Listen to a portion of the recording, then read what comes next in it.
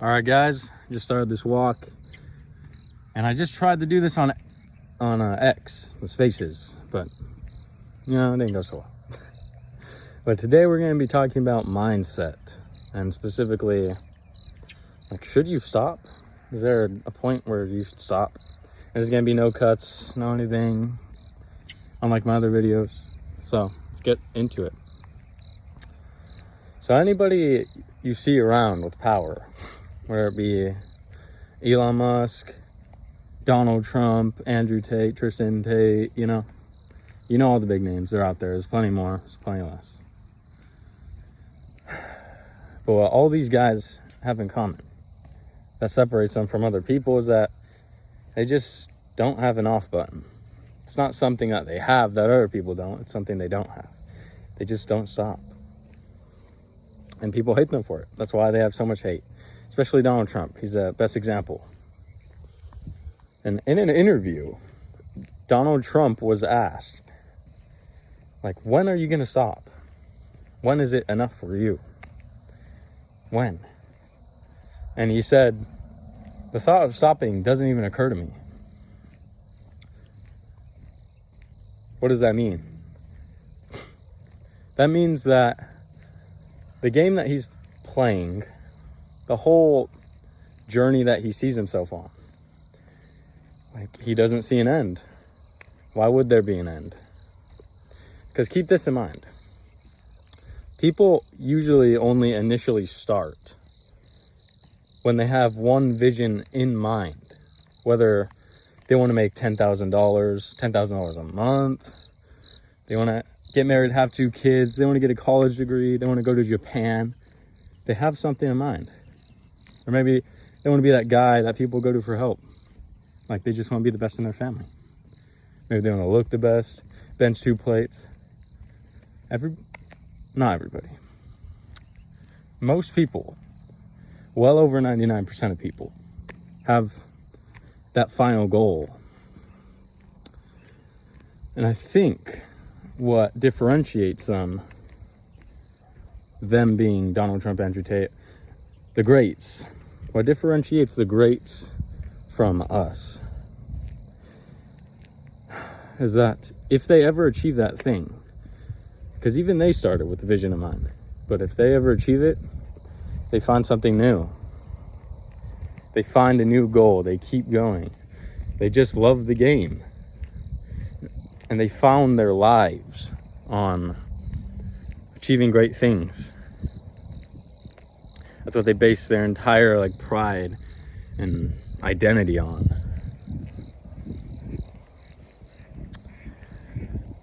So that brings up the question, when should you stop? Will you ever stop? And it's okay to not know the answers to these things, because it's most likely that your answer, your identity, your personality, you are going to change over time. And that's part of the journey. So I guess I'll get into a bit of my motivators. Maybe you can relate to this, maybe you won't, but learning about how some people work is really useful, because you will never be a special snowflake. If you hear someone say something oh, I'm this type of person, I'm depressed, or I'm an early bird, something they identify themselves as, there's going to be at least 1 million other people. Think about it. It's 8 billion people in the world. Nobody's a special snowflake. 1 million is 0.1% of 1 billion. So, and they're not going to be a 0.1% person.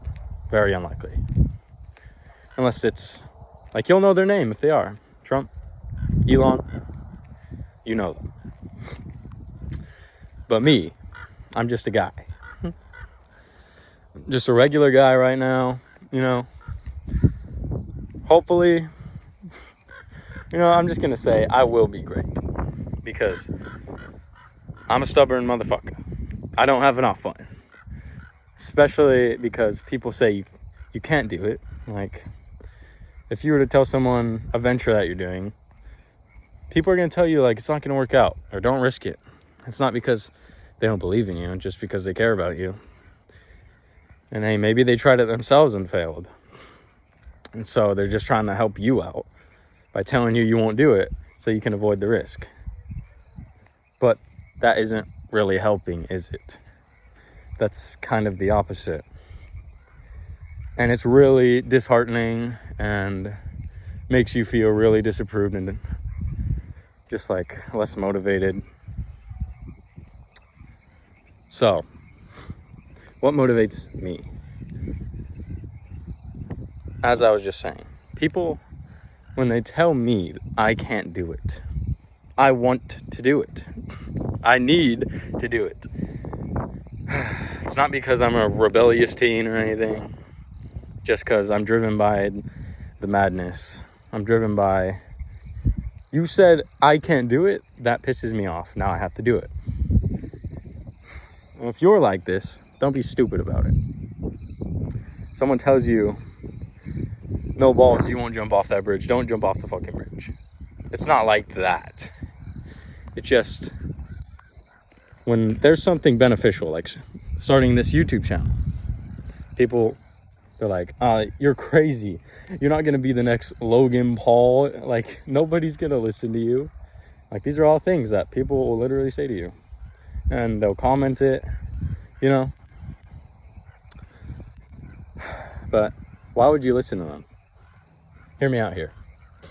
This is an important point. Because all the greats, like, let's say Andrew Tate, Elon Musk, Donald Trump, you really think they would tell you you can't do it? They would tell you it's damn hard.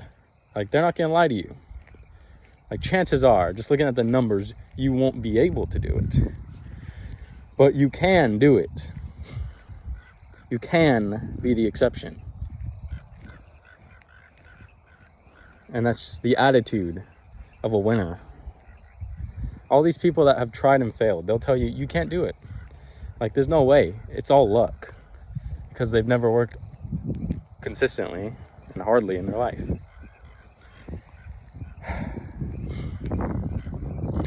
So the attitude shift here between the loser and the winner is that they don't doubt themselves. Like, if you look at what all these winners have done, none of them, or I'll just say 99% of them, didn't just post one video, go viral, and now they have a career. That's not what happened. Believe it or not. But even Logan Paul was posting YouTube videos that nobody was seeing. And these people are right. Like, no one's going to see your shit for a long time. But as you start to build an audience, if you think about it, it's not that crazy that you can build an audience. I mean, there's billions, hundreds of millions at least, of people on YouTube. What are the odds that your video is not going to come across one and they click on it? And so what? They don't like it. They click off. Boom, you lost that guy. You still have one video out of like 100 million, but there's still a billion. So, I mean, you could do the math on that. But it's probably around 10% chance that your video is at least seen at the start. But anyways, we're getting off track.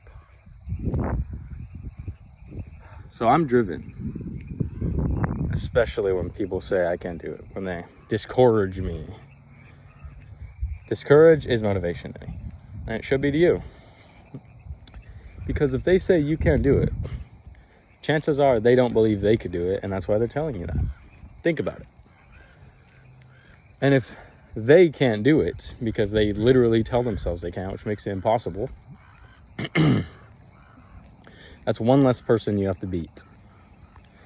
You already have big ass competition for whatever you're trying to do. You could be an engineer, you could be a vet, you could be a doctor, you could be a YouTuber, it doesn't matter, anything. It's competition. Tough shit. It's a world. But if you don't even fucking start, how are you gonna win? You have to try to win. That's like a prerequisite. You cannot win without trying. Even something as stupid as the lottery. The person who won bought the damn ticket. They tried. They gave it a chance. And when it comes to life, careers, and especially entrepreneurial ventures, you just have to learn to give it a chance every day for a year. Give it a chance every day for 10 years, maybe in 6 months. Because nobody else will. Because it takes effort and it takes losing. And people don't like putting in effort, and they really don't like losing. Sorry, there's a crazy guy right here. No, I'm kidding. But the main mindset shift between a winner and a loser is that they know there's a chance.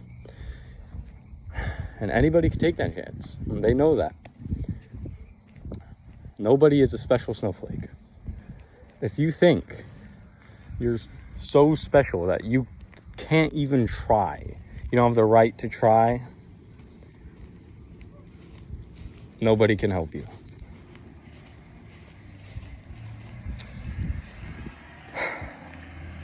It's amazing how stubborn people are. Like, what do you do when you have to learn you have to learn math for financial purposes? Like, oh, if I have $100 and I spend $20, then I have $80. Obviously, it's more complex, but you'd be amazed by how many people just don't even try. They say this star phrase, and I'm sure you've heard it. I'm not a math guy. I'm not a math person. You know, I had a bad 7th grade teacher for math, so it's just not for me. Let this car pass. I don't know what the fuck they're doing.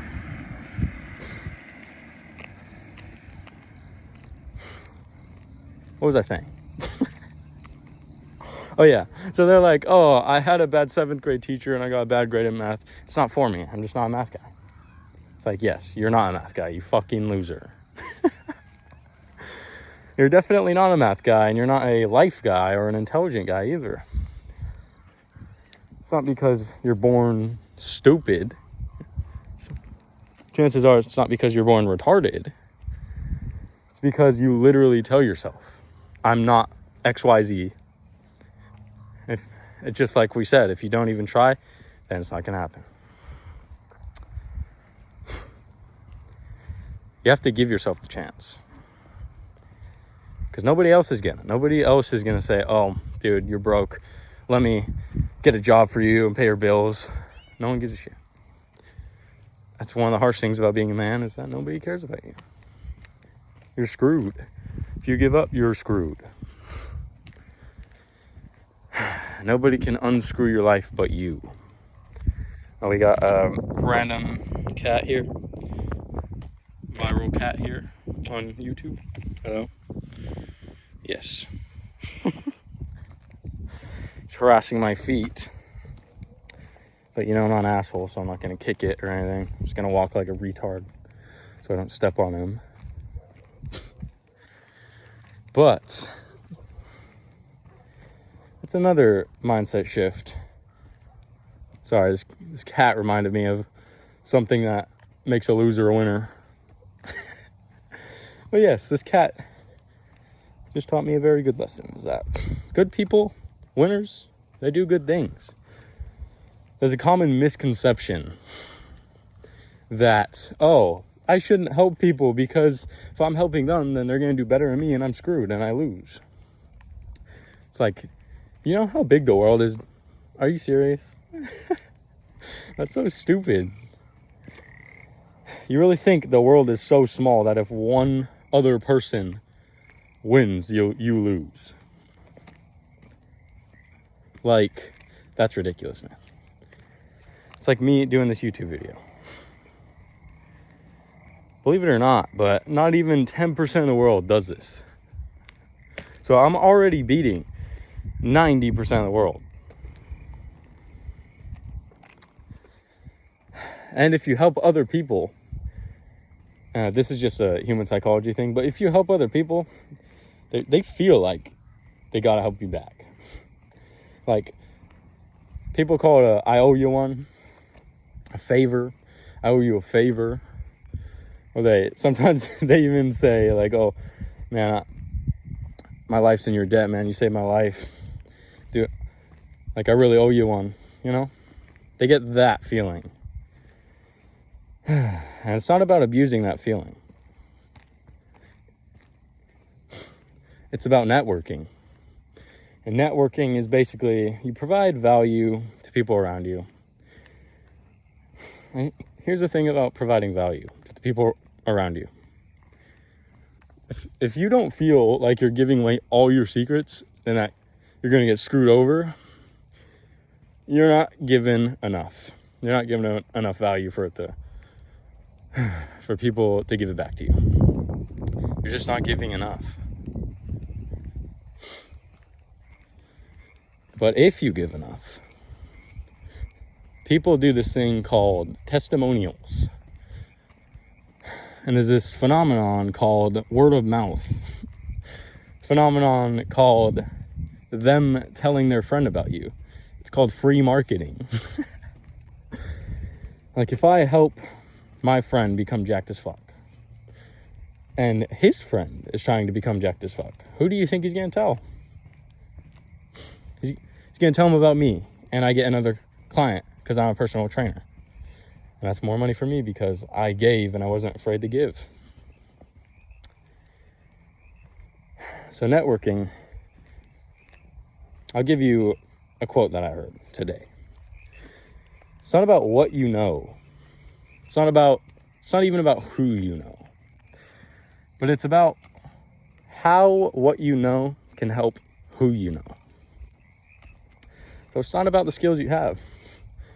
It's not about the resources you have, you know. It's not even about who you know, your circle. It's not about Bill Gates is in your circle, Jeff Bezos is in your circle. It's about how can you help the people in your circle. My circle, I probably have 4 or 5 people in my circle. But whenever I go to one of their outer circles, people already know my name because I help my friends so much that they tell other people about me. And other people, they know my name and they know, well, hopefully if you have a good reputation, then they know that you're somewhat valuable and good, you know, helpful. Damn, you can't even see me anymore. Anyways.